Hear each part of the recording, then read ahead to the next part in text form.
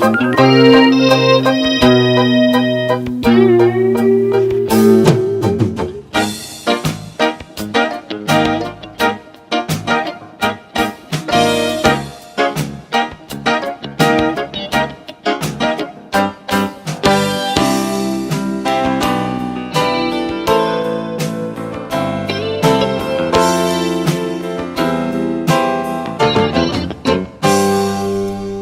I'm Wendy Wilson, and I'd like to welcome you to another edition of Realizing Potential. Today I have with me in the studio a very dear friend, and just have always admired his work and certainly his drive and passion for wanting to improve the lives of others. And so he has taken it upon himself to document that inspiration and that guidance and those teachings. He has completed his third book. Ever so proud of the David Wilson. How are you? I'm doing well. Good. Well. So you know you're important when I put "the" in front of your name. Right. Add that article. That takes it to a whole nother level. You stay busy. Yes, I do. Yes. Yeah, that's good. And you selflessly give to others, and so that's what has impressed me about you, amongst other things. But let's share with the viewers a little bit of your background. Yeah. So I would say you're an author by night because you have a 8 to 5, probably an 8 to 6. So let's share with the viewers a little bit about that, and then we'll delve into the book. Sure. During the daytime, I work for Habitat for Humanity International Headquarters, as what's called an affiliate support specialist. And basically, I just work with all of the Habitat offices in the United States. Okay. Yeah. And besides that, I'm involved in ministry. The executive pastor at Raymond Word Cathedral with Bishop Victor Powell. Been with him 18 years. Wow, has it been that long? It's been that long. Okay. It's been that long. Wow. So, yeah, that's about what I do. Goodness. And so I didn't hear anything about it, and then I find time to sleep during that. Yeah, I stay going. All the time. Yeah. All the time. Wow. So this is your third book. Let's tell the viewers about your two earlier books, kind of give them an idea as to what they were about, and then we'll kind of just jump right into this piece. Sure. They're called Leap, both books. One, Leap and Let God Catch You. Another one's Leap, God Has Faith in You. And they're centered around really overcoming fear. Yes. And progressing in terms of once you kind of tap into some ideas and potential that you kind of feel you have, and how to kind of move in a direction of actually actualizing them and letting them actually manifest. Sure. And so I started writing stories with a blend of truth hid inside, kind of like a parable, and I just kind of I gear my writing towards that because I love telling stories. But those two books, Leap and Let God Catch You, Leap, God Has Faith in You, really are dear to my heart because it's my own story. Right. Yeah, I actually used to be afraid to speak in front of people before I actually realized I had the gift to do that. Yes. And was called to do that. And so my story is kind of written around what happened when you hear and it kind of hits you that your fears are hiding something from you. It's amazing the secrets about you that they're not informing you about you. Sure. In terms of the possibilities of what all you could do if you actually took courage and faced them. Act. You're right. Just act on them. So when we were talking about, or you were mentioning the two books and the focus of fear, and how we can feed into them. And so it's been my personal experience with fear. It'll do one of two things. Whatever it is that we fear, or what we've attached to that fear, when it manifests, it really is not what we imagined it to be. Absolutely. Right. And you have to be careful with it as well, because it can be crippling and debilitating. So you can stay in that moment of fear so long that you actually do nothing. Yes. Out of concern or worry that this is going to happen. Yes. Yeah. Yes. Yeah. It's amazing. I'm learning there's a difference between being fearless and fearful. And most people, sometimes they live in the realm of fearful, which means I process everything through this may not happen, or this may turn out bad. But I found out that there's no one, but I believe that's actually fearless. I believe just as we begin to take courage and just do it, we actually fear less. Powerful, powerful. Okay. So let's talk about this, living absolutely intentionally on purpose. Yes. A story for overcomers, pioneers, and champions. Yes. What was the motivation for this one? The message of purpose. I love the whole message, and as you've read, different giftings in the book, and I just believe as human beings we're necessary for progress. I believe everything we see, every invention, every idea, whether a phone, a vehicle, a book per se, actually existed within someone before it actually came on the outside. And so I think it tracks back to purpose. How do we live? How intentional are we from day to day in finding that, embracing that message, and finding what your lane is and totally giving yourself to it and living it. Right, Yeah. right. So I was honored to go to your book signing that you had a couple weeks ago. Yes. And so I picked it up the next day and started reading it and was plowing through it.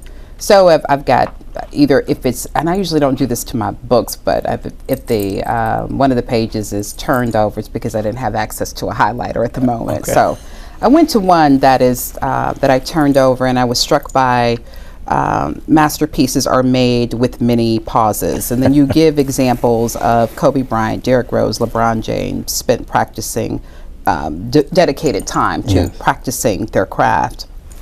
So, and I'm guilty of this. We look at an individual and we are amazed and astonished by their skill set, their ability, and how it has then led to their claim to fame or what it is that they do so well. And we focus on that end part and not understanding the sacrifices that were made that led up to that. Yes. And that resonated really with me. I was struck by that. Yeah.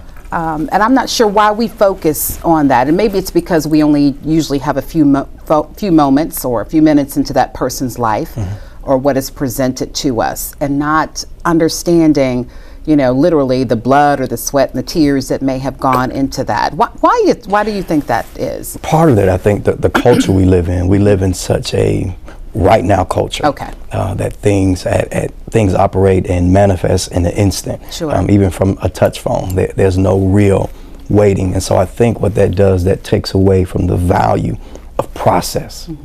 But the picture, we typically only see the edited version of a person's life, I love that. or the edited version of their work, and we don't see the depth that actually came into manifesting the picture that we see at the end. But I think the value is actually in the process. I believe that book's about 167 pages, somewhere in that vicinity. And so, but all that went into the ideas, the tears, the stories, the life, the experiences that actually made that one book is where the true value is. Indeed. Yeah. Indeed. And as I flip the page, another area that I've highlighted, be careful that you present moment or the present moment is not all that you see. Longevity is developed and it doesn't appear. Oh, wow. So that one stuck out to me as well, because again, we should get busy or stay focused on the surface, and Yes.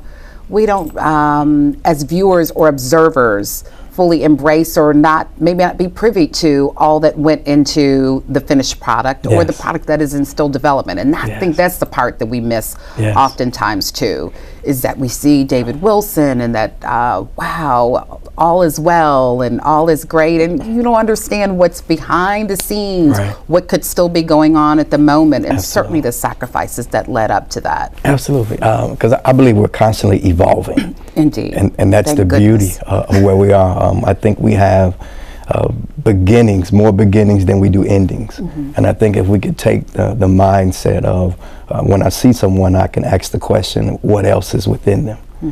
What else is next? Who they are now is not who they will be a year from now, 2 months from now, 10 years from now. There's more in the tank. And I think as we progress through life, through circumstances, through pain, it gives us insight, not just eyesight. It gives us insight to a new lesson, a new understanding, a new nugget that for me as an author I can pen For as a director, he can direct. For as an actor, he can act through. It's just, we just keep living, keep evolving. And Sure. so that's that longevity piece. Indeed, indeed. I'm curious, I want to ask you two questions as it relates to this book. What was your, what's your most favorite, as not as the writer, but as the reader of your book? Go back and reflect. What's your favorite part? Oh, wow. And then, what part of the writing caused you the most angst, if at all? Probably there's a part in the book where I talk about the gift of mentorship. And reason being, as I was writing about mentorship, I understood that I think the value of mentorship is not just that I have a mentor, but it's the conversations that live within that mentor that started actually the actual writing for me. But as I think of mentors, I think we're no more than the conversations that we hear. It is the right conversation that will pull the right question out of your heart. And I think based upon the quality of people that we live around, the understanding of mentors, I think that's what causes us to leap, to launch, to take risks, to try things. And so that was probably the part that's very near and dear to my heart, because I'm so stimulated around conversations.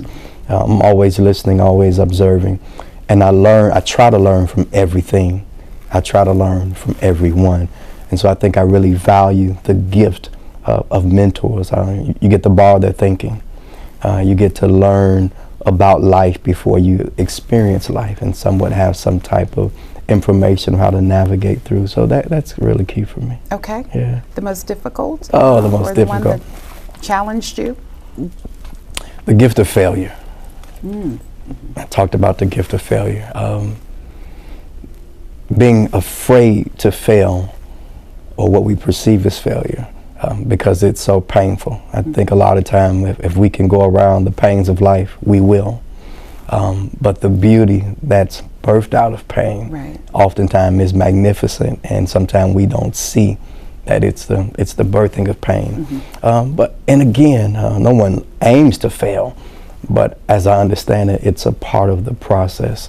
And that was difficult, because I had to write that piece out of reflecting, because we're a mixture of both, I believe. We're a mixture of all the successes, but then we're a mixture too of the things that didn't go as planned, the things that were so unexpected, and the things that hurt.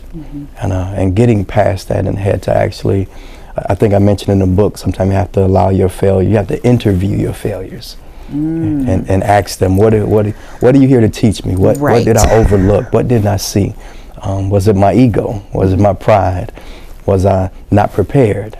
But if we can get beyond the feelings of failure, to interview them, I think they serve us well eventually. Indeed. So you reminded me of two things. One very recent. I was involved in a work situation about two weeks ago, and discovered some things about the environment that I'm currently in, and was absolutely blown away, because I am of the opinion, of the mindset that, and I think that's part of why my career transferred into higher education, because I understand and that learning is a lifelong pursuit. So my challenge has been, when I encounter those individuals who it doesn't resonate the same way with them. They then want to define what education should look like and who dispenses it to them. Okay, so that has been absolutely mind-blowing and staggering to me. So I had a couple about 2 weeks ago where it was just in my face. And then shortly thereafter, as I was processing it, because it had taken a toll on me in terms of my processing that, a physical and mental toll, just exhausted. And I was sharing with someone, I didn't realize I was biting my tongue in my sleep, and so I'm awakening, and then my mouth sore, so all of that. So the stress of that. And someone said, you keep focusing on the negative part of that instead of what it is that you're supposed to learn and how that information will then be applied to whatever your next is. Yes, right? I love that. Okay, so I had two people to come back and they don't even know each other. So I said, okay, let me learn from whatever this I'm supposed to learn from this moment, despite how negative and challenging it is. So that mirrored certainly what you just said. And then I love the piece that you just shared prior to that, and learning from individuals, and this is me kind of paraphrasing what you just said earlier, or there are lessons to take away. And I was reminded of, as a child, hearing my favorite aunt, and she still walks with me today. She's no longer in the physical sense. And so she said one time she was driving and she heard this homeless man just yelling. Everybody else is ignoring him. This is in Detroit. And, bypassing him, looking down on him. But he was quoting scriptures from the Quran. And so her point was, she circled the block to hear what the message was. And I never will forget that she said that we in our minds, we label people as insignificant, lacking value, but everybody has a gift or something to impart into others. And so while we're looking at his soiled and tattered clothes, and that of course we had people interpreted that he was not in his right mind, that and he may not have been, but he had moments where he was able to share truth and information and knowledge. So when you say that you try to learn from every moment, I think so many of us lack the maturity to do the same. Yeah, I think the master teacher is always most effective when he understands he's always the student as well. Albert Einstein says the only thing that can interfere with you learning is your education. So it's the things that we think we know that keep us from actually learning what we don't know. And so I said that to say, if we approach life from the perspective of a student, we won't overlook or see around, but actually see in with the question. It's like I'm looking at this chair, and it's just a chair to maybe just anybody. But to me, I may ask, who built that chair? Was the color their parents' favorite color? Did they grow up around wood and learn? I mean, what's the story around? And so I'm hungry to understand. I'm hungry to step into someone's world, and then once I can do that, then I'm open to learn their story, their uniqueness, their distinction about life and why they do what they do, and that's what sparks me. Oh, I love it. I love it. I think that's most creative people, that they're the layers of stories and messages. So you reminded me of course, the unveiling of President Obama and First Lady Michelle Obama's portraits occurred this week. And so I love art and I collect art, but I had to pause at the one of Michelle Obama. I was immediately struck with Barack Obama's portrait, but the other one I was, and in fact had ongoing conversations with people near and dear to me. One of them, Erica, was one of them. Near and dear to you as well. And so I had to say, I don't know, it's something about it. And then as I began to research and learn more about the artist, that is her style. And what my takeaway was, because initially I could not embrace the immediate aesthetic with the light blue background and the gray. But that's her style. And then once I understood more and the significance of it, and then it then forced you to actually look at Michelle Obama intensely and see more into. So then it grew on me. But again, that's I believe, as you just spoke of, that's what life should be. It causes you to then investigate more and what was the person's intent behind this gift that they've shared to us, and how does this, in fact, if it resonates with me or not, and if it doesn't, that's okay.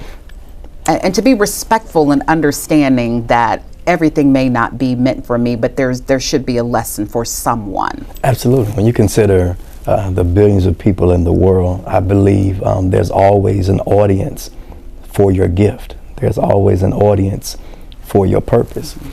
Even more so, there's always an audience for your details. As you mentioned, the picture, I don't know why the colors meant what they meant to her, right, but that's the freedom of her purpose and her expression, because it's her. Yes. It's the artist mentality, their mindset, their understanding. So I learn more by stepping into their world, and then I'm expanded and made larger, made broader, because now I have so much more in my reservoir of understanding and just knowledge from stepping into their world to learn about what makes them them. And that's why I love the message of purpose. It's totally about who are you, and not even just who are you, but why are you? Why are you? What is your why? Why are you here? Why do you do what you do? What makes you you? And I want people to find that, to locate that, just to simply be the best them. Sure. How can I simply be? Right. Yeah, without any outside competition, just constantly evolving, constantly taking off layers and finding out what else is in me, what else is there to me, what else is waiting on me to discover, and be that. Well, with that, so that knowledge is it's liberating. It's also very sobering, and then there comes huge responsibility with that, because once you discover that, then you are compelled to then act on it. Yes. Right. Then that's where the work comes into play. That's the real work. You're like, oh yeah. So I was reminded, I think years ago, it's still out, something, and I can't remember it specifically, about knowledge is power, and it is. Yes. But again, it goes back, once you learn, it can also be devastating, and then that responsibility kicks in, and so what should I do with this? And oftentimes we have to do something with it. Yeah, I think the power, it goes back to what do I value and why do I value it? And then what I'm learning is the ability to actually make a decision. Right. Because I'm finding energy comes with the ability to decide. I think Nike said it best. They say, just do it. Just do it. So even with writing, if I live in the realm of, I think I'll write today. Okay. If I get a chance, I'll write today. And most times I don't get a chance. Right. But the days where I say I'm going to write at 6 p.m., it's almost like the creativity is waiting on 6 p.m. That now that I've decided to write at 6 p.m., everything that happens in my day to try to distract me from getting to 6 p.m., I have to fight through. But when I meet at 6 p.m., it's almost like the creativity, the knowledge, the understanding rushes me, and I'm able to do what I do. Not every time, but most times. Right. So I'm learning there is a power in just deciding to do it. And to move forward. Intentional thought. Intentional, absolutely. Intentional spoken word. Be careful with your words. Yes, and so, because they do manifest. Yes, You have to be speaking truth to power. Absolutely. And truth can have negative tones and positive tones. Absolutely. So you have to be careful with that. Yeah, language is key. I think I deal with it in a book, The Gift of Language. I think you actually have to hear what you think. I think you have to get things out of you, and as you hear them, they move you, because with words, we know this comes emotions. Yes. And you think of words like joy, happiness, peace, power. They have a certain feel behind them, the same way sad failure does. There are emotions that come. So I think our language is key to get us to the place where I just do it. If I believe it's possible, just to think, to hear it's possible, and to think I can, or I shall, or I will. It moves me in a different direction, and just do it. I agree. Well, before we wrap up, and then we certainly want to share with the viewers where they can purchase this dynamic book, I need you to also share, who do you find in terms that's an author that you have to go back to periodically for inspiration and motivation? Several. Sure. One, my mentor, Victor Powell. I love his writings. I love his material. He has several books that are out. The last one, The Awakening, really moved me, and it's about that caterpillar transforming into the butterfly. I read that. Another is John Maxwell. I love leadership. I love impact. So I'm drawn to a lot of his writings. And Lori Beth Jones. Yeah, a lot of her.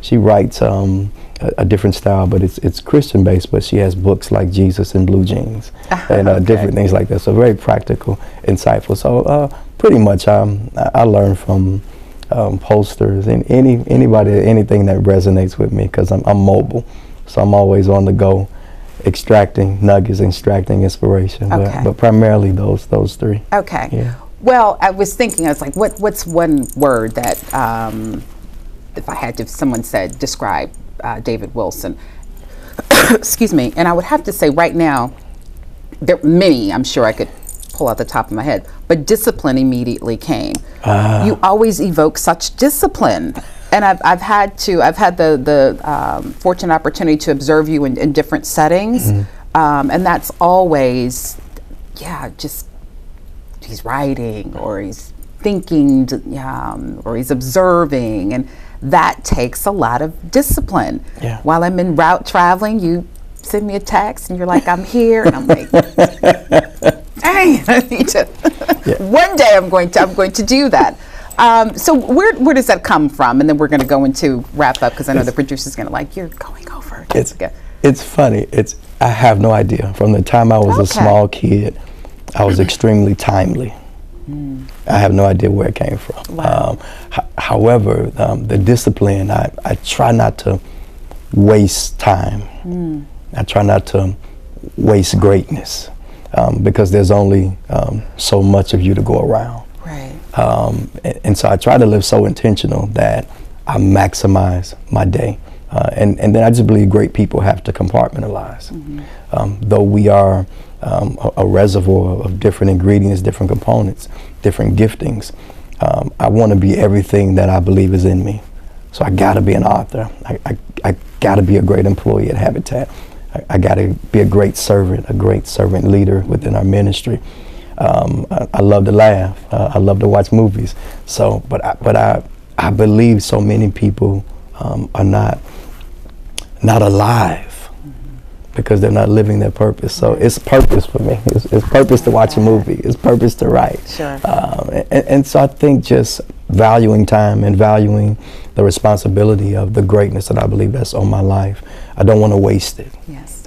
Tomorrow's not promised. The next moment is not promised. So every day is historical. Indeed. I love that. That kind of rippled through me when you said that, because we walk around here as if the next moment is promised, the next day, the next 10, 15 years, and we don't know that. Yes. So because of that, and so we take that adage about live each day as if it were your last very lightly, and it is very real. Yeah. It's very real. Tell the viewers where we can purchase this book. 2 locations. Amazon.com. It's on Amazon. It actually was self-published through a company on Amazon, so you can go on Amazon.com and find all of my books there. Or you can go to my website, davidatlantis.info, I-N-F-O. And that's, David Atlantis, and Atlantis is my middle name. Okay. So, David Atlantis, A-T-L-A-N-T-I-S. Okay, very good, very good. Well, let me say thank you for countless reasons, but a few in particular. 2018 has been my year where I've been doing a lot of purging and very focused on the people who are present and who I am honored to say are in my lives and pour into me. I may not speak with them on a daily basis, on a weekly basis, but when we do have an opportunity to connect, we pick up where we left off. Right. And so I'm very proud to say, and I have to liken it because we're so tethered to our phones, who is in my Rolodex and what role and purpose are they? I just have to be selfish with that. Yeah. are they impacting my life? Because there's so much that I want to grow into and become. And so you are certainly one of those individuals, And so if I don't get a chance to speak with you often, then you leave me these nuggets. So I thank you, for that. That means so much. And I know you too, as much as you are a very public figure because of the roles that you have, you are also very intentional about who is in your circle and who is in your world, as we all should be.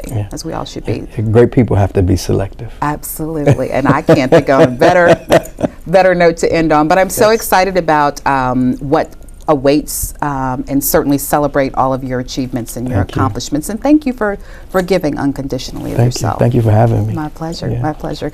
Viewers, thank you so much for joining me for this edition of Realizing Potential. I'm Wendy Wilson, and I will see you next time.